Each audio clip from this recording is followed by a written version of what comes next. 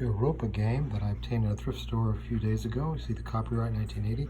I hadn't played this war game, so I learned the rules and was able to set it up and play the first turn yesterday, which was actually a D-Day. The actual D-Day was June 6th, but 2019, the 75th year anniversary of D-Day. So we set it up and played the first turn. So you see all the Germans aligned on the beaches. What you don't see are any allies. So what I have to explain what happened in the first turn. I had set up 3-to-1 odds. I managed to get invasion here with allied U.S. forces here and the British coming in here to invade on those hexes, and I managed to get 3-to-1 odds on all of them. So that would be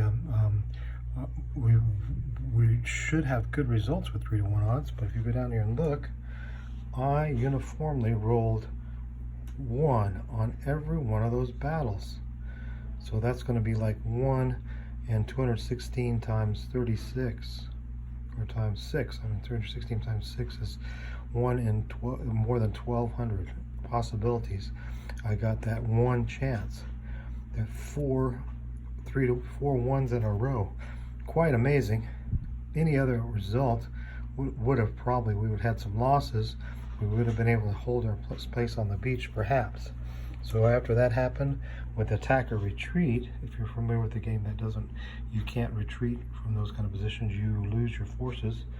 All of them were driven off, and although there was still a mulberry and a infantry unit on the beach, and I brought in an armor on the second impulse. The mulberry came after the second impulse, but I brought in an armor unit, and we were able to attack each way here from this single hex that we held. Had some success in this direction, but none in that direction.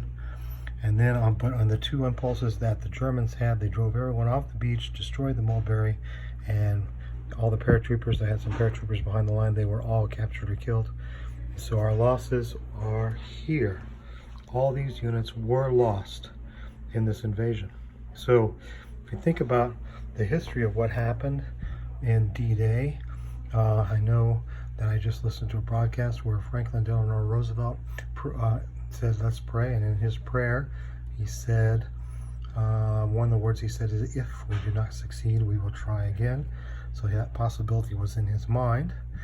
Eisenhower had a similar talk and appeal to prayer, and he said in his coat pocket he had a resignation, well, not a resignation, but a note claiming responsibility for the fiasco as being his sole responsibility, probably as a prelude to resignation that he had carried with him and for several weeks, but I suppose he got rid of it afterwards.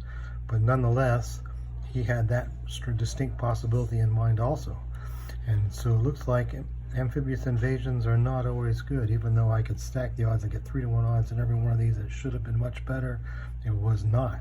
So now, as far as the game goes, I'm going to be working on building up to do the second invasion, which cannot be done before August, and we're in June, so it'll be a while.